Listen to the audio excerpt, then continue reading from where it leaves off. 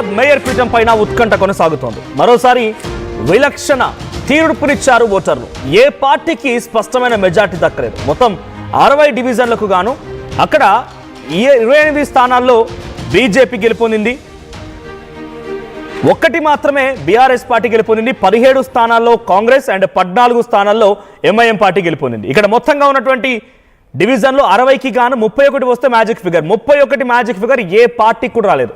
ఒకవేళ అదే స్థానానికి సంబంధించినటువంటి ఎక్స్ అఫీషియో ఓటర్లుగా అటు ఒకవేళ నిజామాబాద్ ఎమ్మెల్యేగా ధన్పల్ సూర్యనారాయణ గుప్తా కానీ లేకపోతే ఒకవేళ అవకాశం తీసుకుంటే వస్తే లీగల్గా ధర్మపురి అరవింద్ వేసినా కూడా ఇక్కడ మేయర్ పీఠాన్ని దక్కించుకునే అవకాశం లేదు. కాబట్టి మేము ప్రతిపక్షంగానే ఉంటామని చెప్పి చాలా క్లియర్గా ప్రకటించేసుకున్నారు బీజేపీ నేత అరవింద్ ధర్మపురి.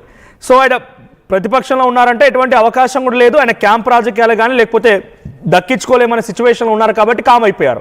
సో ఇప్పుడు ఎంఐఎం కాంగ్రెస్ కలిసి ఆ పీఠాన్ని దక్కించుకుంటాయా, ఏం జరుగుతుందో చూడాలి. ఒక్క స్థానం దక్కించుకుంది BRS party. So BRS party ఒక్క స్థానాన్ని కూడా ఆ వ్యక్తికి పైన కూడా ఇటు కాంగ్రెస్ పార్టీ కొంత తీసుకునే ప్రయత్నం చేసింది. బీజేపీ కూడా అదే రకమైన ప్రయత్నాలు చేస్తోంది. సో ఎక్స్ అఫీషియో ఓట్లు కీలకంగా మారాయి. కాంగ్రెస్ శిబిరంలో బీఆర్ఎస్ కార్పొరేటర్ వెళ్ళిపోయాడు ఆల్రెడీ. బీఆర్ఎస్ కార్పొరేటర్ కాంగ్రెస్ కుటికి వెళ్ళిపోయాడు. అంటే అక్కడ నిజామాబాద్ ఇప్పుడు 0. క్యాంప్ రాజకీయాలకు తెరలేపిన బీజేపీ కాంగ్రెస్ అభ్యర్థులు చేజారిపోకుండా శిబిరాలకు తరలించారు. ఒక ఎంపీ 2 ఎమ్మెల్యేలు ఓట్లు కలిపితే 31కి చేరబోతోంది బీజేపీ బలం. ఇప్పుడు కాంగ్రెస్ పెద్దలు కూడా ఈ సీటు పైన చక్రం తిప్పుతున్నారు. మా ప్రతినిధి నిజామాబాద్ నుంచి గంగారెడ్డి సిద్ధంగా ఉన్నారు. గంగారెడ్డి, నిజామాబాద్లో ఉన్నటువంటి 60 డివిజన్లకు సంబంధించి 31 వస్తే మ్యాజిక్ ఫిగర్ రీచ్ అయినట్టు అధిరోహించే అవకాశం ఉంది. ఇక్కడ 28 స్థానాలు బీజేపీ దక్కించుకుంది. ఒక ఎంపీ 2 ఎమ్మెల్యేలు. సో వాళ్ళు కలిపితే 31కి రీచ్ అయ్యే అవకాశం ఉంది. కానీ ఈసారి కొంత ఎలక్షన్ కమిషన్ ఓటున్న చోటే ఎక్స్ అఫీషియో మెంబర్ ఉన్నారని ఒక నిబంధన పెట్టినట్టు తెలుస్తోంది. నిజమా? ఎంతవరకు జరగబోతోంది? బీజేపీ ఎటువంటి ఆశాభావం వ్యక్తం చేస్తోంది? దీనిపైన ఉదయాన్నే మీడియా సమావేశం పెట్టిన అరవింద్ ధర్మపురి మేము ప్రతిపక్షంగానే ఉంటామని కూడా ఒక మాట మాట్లాడుకొచ్చారు. సో ప్రతిపక్షంగా ఉండబోతున్నారా? మేయర్ పీఠం కోసం పావులు కరుపుతున్నారు. అప్డేట్స్ ఏంటి? మనోజ్, నిజామాబాద్ మున్సిపల్ కార్పొరేషన్ కి సంబంధించి ఎన్నికల్లో ఓటింగ్ ఏ విధంగా అయితే ఉత్కంఠ రేపిందో కౌంటింగ్ అంతకంటే అందరికి ఉత్కంఠ రేపిన పరిస్థితి నెలకొంది. కౌంటింగ్ లో ఏదైతే నిజామాబాద్ జిల్లాకు సంబంధించి నిజామాబాద్ కార్పొరేషన్ కి సంబంధించి చూసుకుంటే 60 డివిజన్లు ఉంటాయి. 60 డివిజన్లలో 28 బీజేపీకే పరిమితమైంది. 28 వరకే ఆగిపోయింది బీజేపీ. అదేవిధంగా కాంగ్రెస్ పార్టీకి సంబంధించుకుంటే 17 కాంగ్రెస్ పార్టీ గెలుచుకుంది, 14 ఎంఐఎం పార్టీ గెలుచుకుంది, 1 ఇండిపెండెంట్ బీఆర్ఎస్ పార్టీకి సంబంధించిన ఆ డివిజన్ లో అభ్యర్థి గెలుపొందిన పరిస్థితి నెలకొంది. మొత్తానికి చూసుకోవచ్చు. ఇటువైపు చూసుకుంటే నిజామాబాద్ కార్పొరేషన్ లో ఎంపీ ధర్మపురి అరవింద్, అదేవిధంగా నిజామాబాద్ అర్బన్ ఎమ్మెల్యే ధన్పాల్ సూర్యనారాయణ గుప్తాలు ఎక్స్ అఫీషియల్ గా ఉంటే 30 మందికి చేరుకుంటుంది. కానీ ఇప్పటికే బీఆర్ఎస్ అదేవిధంగా కాంగ్రెస్ ఎంఐఎం కలిస్తే 32కు చేరుకున్నాయి. అందులో భాగంగా నిజామాబాద్ సంబంధించిన తెలంగాణ పిసిసి అధ్యక్షుడు మహేష్ కుమార్ గౌడ్ ఎమ్మెల్సీగా ఉన్నారు. అతను కూడా నిజామాబాద్ లోనే ఓటర్ కాబట్టి అతను కూడా ఎక్స్ అఫీషియల్ గా ఓటు నమోదు చేసుకునే అవకాశాలు ఉన్నాయి. మరోవైపు నిజామాబాద్ రూరల్ ఎమ్మెల్యే భూపత్ రెడ్డిది కూడా నిజామాబాద్ కార్పొరేషన్ లోనే ఓటు ఉంది. ఆ ఓటు ఉన్న నేపథ్యంలో అతను కూడా ఎక్స్ అఫీషియల్ గా మెంబర్ గా నిజామాబాద్ కార్పొరేషన్ లో మొత్తానికి 34 చేరుకుంటుంది కాంగ్రెస్ పార్టీ. అందులో భాగంగానే కాంగ్రెస్ పార్టీ పావులు కదుతుంది. కాంగ్రెస్ పార్టీ ఖచ్చితంగా అనుకున్న అభ్యర్థి మాత్రం ఓటమి చెందారు. కానీ జనరల్ మహిళా స్థానానికి రావడం మున్సిపల్ కార్పొరేషన్, అందులో జనరల్ మహిళకు సంబంధించిన పూర్తి స్థాయిలో కాంగ్రెస్ పార్టీ అనుకున్న నేత మాత్రం గెలుపొందలేదు.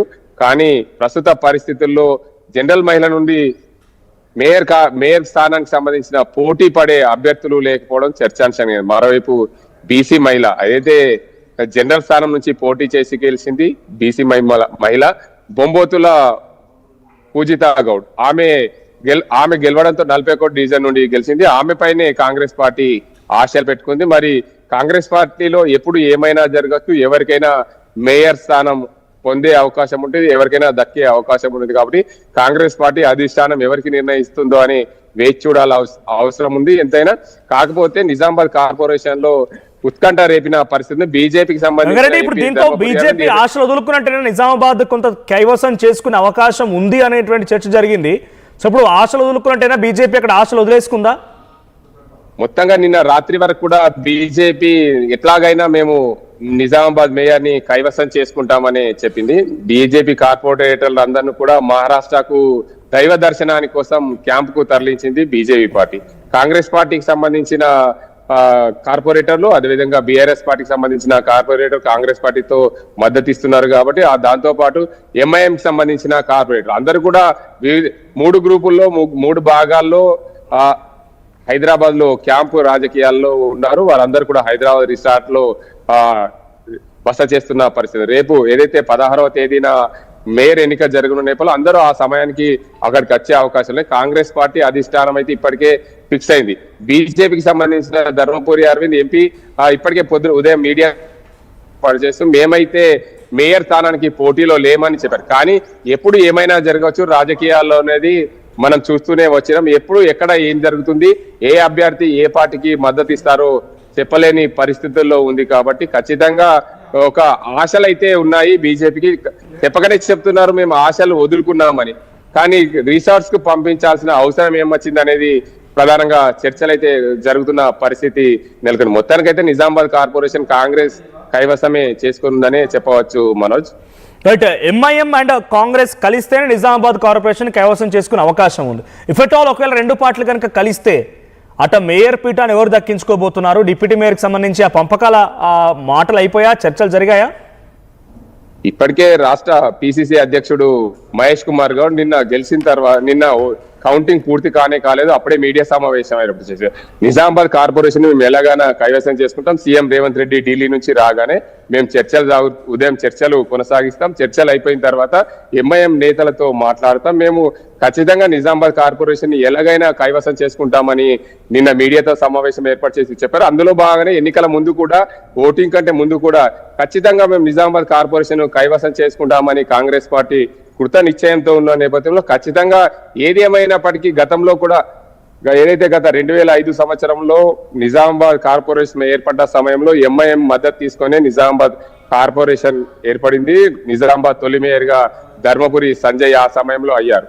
అప్పుడు కూడా ఖచ్చితంగా ఎంఐఎంతో పొత్తుకుంది కాంగ్రెస్ పార్టీ. ఇప్పుడు కూడా అదే జరుగుతుందని ఆశాభావం వ్యక్తం చేస్తున్నారు కాంగ్రెస్ పార్టీ నేతలు. వైఎస్ రాజశేఖర రెడ్డి హయాంలో, ముఖ్యమంత్రి హయాంలో అప్పుడు కూడా ఎంఐఎం కాంగ్రెస్ పార్టీతో పొత్తుంది. మరి తెలంగాణ రాష్ట్రం ఏర్పడ్డ తర్వాత కాంగ్రెస్ పార్టీని వీడి బీఆర్ఎస్ పార్టీ పొత్తు పెట్టుకుంది ఎంఐఎం. ఇప్పుడు కూడా రాష్ట్రంలో కాంగ్రెస్ పార్టీ అధికారంలో ఉంది కాబట్టి ఖచ్చితంగా ఏ పార్టీ అధికారం ఉంటే ఆ పార్టీతోని ఎంఐఎం పొత్తు పెట్టుకునే అవకాశం ఉన్నాయి. ఖచ్చితంగా ఈసారి కాంగ్రెస్ పార్టీ నేతలు అదే ఆశాభావాన్ని వ్యక్తం చేస్తున్నారు Manoj. Right, thank you Gangareddy. So మొత్తంగా నిజామాబాద్ కార్పొరేషన్ ని కాంగ్రెస్ పార్టీ తిరిగి దక్కించుకునే అవకాశం కనబడుతోంది. అయినప్పటికీ బీజేపీ కూడా ప్రయత్నం కొనసాగిస్తోంది. గెలిచినటువంటి ఒకే ఒక్క బీఆర్ఎస్ పార్టీ కార్పొరేటర్ని కూడా తమ క్యాంపులో చేర్చుకుంది కాంగ్రెస్ పార్టీ. సో ఇప్పటికే అక్కడ టీపీసీసీ అధ్యక్షుడు మహేష్ కుమార్ గౌడ్కి సంబంధించినటువంటి ఓట్లు కూడా అక్కడ కార్పొరేషన్ పరిధిలో ఉంది కాబట్టి ఆయన అక్కడే స్థానికుడు కాబట్టి ఆయన ముందస్తుగానే అందరినీ క్యాంపుకు తరలించారు. అటు ఎంఐఎం కూడా సపోర్ట్ ఇస్తానంటోంది. సో మేము చర్చలు జరుపుతాం, చర్చలు జరిపిన తర్వాత అక్కడ డిసైడ్ చేస్తామంటున్నారు. ఇఫ్ ఎట్ ఆల్ ఒకవేళ బీజేపీ కనుక అవకాశం ఉందానంటే బీజేపీ గెలిచిన స్థానాలు అక్కడ మొత్తంగా 28 స్థానాలు, 28 స్థానాల్లో బీజేపీ గెలిచింది. సో 2 ఎమ్మెల్యేలు ఉన్నారు కాబట్టి 30 వరకు చేరే అవకాశం ఉంది. కానీ ఇక్కడ కాంగ్రెస్ విషయానికి వస్తే కాంగ్రెస్ అండ్ ఎంఐఎం కలుస్తాయనేది చాలా క్లియర్. అక్కడ హంగ్ వచ్చింది కాబట్టి కలవాల్సిందే. సో 14+17 మొత్తంగా ఇక్కడ స్థానాలు వచ్చేసి వీళ్ళకి ఆల్మోస్ట్ ఆల్ 31 రీచ్ అవుతూ ఉన్నాయి. 31తో పాటుగా అటువైపు మహేష్ కుమార్ గౌడ్ అక్కడ స్థానిక ఓటర్గా ఉన్నారు కాబట్టి ఎక్స్ అఫీషియో మెంబర్గా ఉంటారు. భూపత్ రెడ్డి కూడా అక్కడే ఓటర్గా ఉన్నారు కాబట్టి ఆయన కూడా ఎక్స్ అఫీషియో అవకాశం ఉంటుంది. సో దీంతో 33కు చేరుతోంది వాళ్ళ సంఖ్య. సో క్లియర్ మ్యాజిక్ ఫిగర్ దాటబోతోంది. కానీ ఇక్కడ షేరింగ్లోనే బిగ్గెస్ట్ ట్విస్ట్ అని చెప్పాలి. సో అటు ఎంఐఎంకి డిప్యూటీ మేయర్ ఇస్తారా, ఎంఐఎం మేయర్ అవుతారా, లేకపోతే కాంగ్రెస్ పార్టీ కొన్ని రోజుల పాటుగా మేయర్ అని, తర్వాత డిప్యూటీ మేయర్ అని రకరకాల పొలిటికల్ చర్చలు ఉంటాయి. ఆ పొలిటికల్ చర్చల కోసం తెరలేపుతున్నారు. ఇక బీజేపీ విషయానికి వస్తే బీజేపీ 28 స్థానాలు గెలిచింది. సో 28 స్థానాల్లో బీజేపీ గెలిచింది కాబట్టి వాళ్ళకు 2 ఎమ్మెల్యేలు ఉన్నప్పటికీ, సో ధన్పాల్ సునారాయణ గుప్తా అండ్ ఇంకో ఎమ్మెల్యే, 2 ఎమ్మెల్యేలు ఉన్నప్పటికీ అక్కడ వాళ్ళ స్థానం కేవలం 30 వరకే చేరుతుంది. అది దాటడం లేదు, ఇక అంటే మ్యాజిక్ ఫిగర్ రీచ్ అవ్వడం లేదు. దీంతో కాంగ్రెస్ పార్టీకి ఎక్కువ అవకాశాలు అయినప్పటికీ బీజేపీ క్యాంప్ నిర్వహిస్తోంది. మహారాష్ట్రలోని ఒక పుణ్యక్షేత్రానికి వాళ్ళందరినీ తరలించినట్టు తెలుస్తోంది. సో విజువల్లో చూస్తున్నటువంటి ఈ మహిళ ఇప్పుడు కాంగ్రెస్ పార్టీ తరఫున మేయర్గా అయ్యే అవకాశం ఉన్నట్టుగా తెలుస్తోంది. సో నిజామాబాద్లో ఓటర్లు గారికి సంబంధించి మీరు ఎవరైనా చూస్తున్నట్టయితే నిజామాబాద్ బీజేపీ అయితే బాగుంటుందా, లేదంటే నిజామాబాద్లో కాంగ్రెస్ అక్కడ పీఠాన్ని దక్కించుకుంటే బాగుంటుంది అనుకుంటున్నారా? మీ అభిప్రాయం ఏంటో కామెంట్ చేయండి.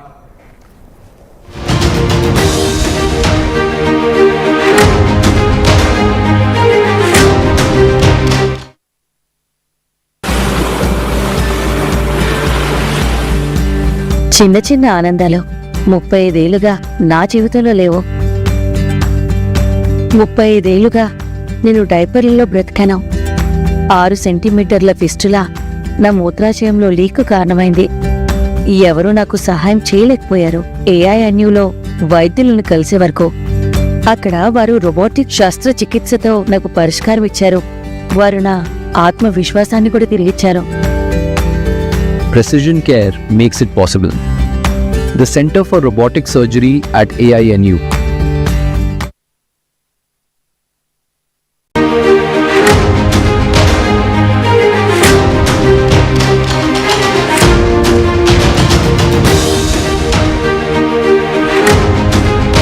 నిజామాబాద్ మేయర్ పీఠం పైన ఉత్కంఠ కొనసాగుతోంది. మరోసారి విలక్షణ తీర్పునిచ్చారు ఓటర్లు. ఏ పార్టీకి స్పష్టమైన మెజార్టీ దక్కలేదు. మొత్తం 60 డివిజన్లకు గాను అక్కడ 28 స్థానాల్లో బీజేపీ గెలుపొందింది. ఒక్కటి మాత్రమే బీఆర్ఎస్ పార్టీ గెలుపొందింది. 17 స్థానాల్లో కాంగ్రెస్ అండ్ 14 స్థానాల్లో ఎంఐఎం పార్టీ గెలుపొందింది. ఇక్కడ మొత్తంగా ఉన్నటువంటి డివిజన్లో 60కి గాను 31 వస్తే మ్యాజిక్ ఫిగర్. 31 మ్యాజిక్ ఫిగర్ ఏ పార్టీకి కూడా రాలేదు. ఒకవేళ అదే స్థానానికి సంబంధించినటువంటి ఎక్స్ అఫిషియో ఓటర్లుగా అటు ఒకవేళ నిజామాబాద్ ఎమ్మెల్యేగా ధన్పల్ సూర్యనారాయణ కానీ లేకపోతే ఒకవేళ అవకాశం తీసుకుంటే వస్తే లీగల్గా ధర్మపురి అరవింద్ వేసినా కూడా ఇక్కడ మేయర్ పీఠాన్ని దక్కించుకునే అవకాశం లేదు. కాబట్టి మేము ప్రతిపక్షంగానే ఉంటామని చెప్పి చాలా క్లియర్గా ప్రకటించేసుకున్నారు బీజేపీ నేత అరవింద్ ధర్మపురి. సో ఆయన ప్రతిపక్షంలో ఉన్నారంటే ఎటువంటి అవకాశం కూడా లేదు. ఆయన క్యాంప్ రాజకీయాలు కానీ లేకపోతే దక్కించుకోలేమనే సిచ్యువేషన్లో ఉన్నారు కాబట్టి కామ్ అయిపోయారు.